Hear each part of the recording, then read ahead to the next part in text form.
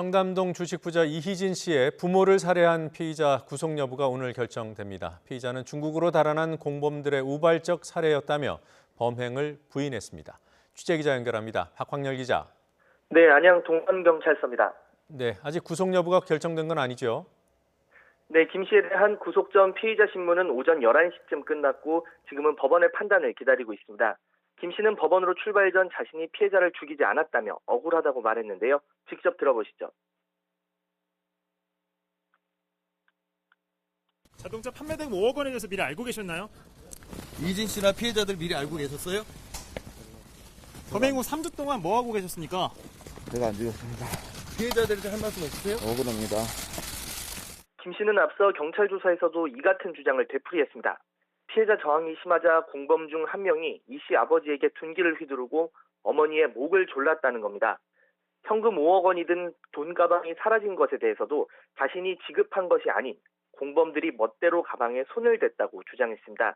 경찰은 김 씨가 공범이 중국으로 달아났다는 점을 이용해 죄를 뒤집어 씌우려는 의도가 있을 수 있다고 보고 추가 수사를 진행 중입니다. 하지만 김 씨는 이후 묵비권을 행사하고 있는 것으로 확인됐습니다. 경찰은 김 씨가 뒷수습을 위해 부른 지인 2명에 대해서도 수사를 진행했습니다. 이들은 경찰 조사에서 김 씨와 모르는 사이고 범행에 가담하지 않았다고 주장했습니다. 김 씨의 친구로부터 싸움 중재를 해달라는 부탁을 받아 현장에 가게 됐다며 신고를 권유하고 바로 나왔고 피해자 사망 여부도 몰랐다고 진술했습니다.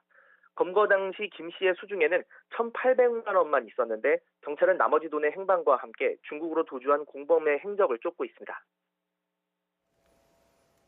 네, 범행 동기는 어느 정도 파악이 됐습니까?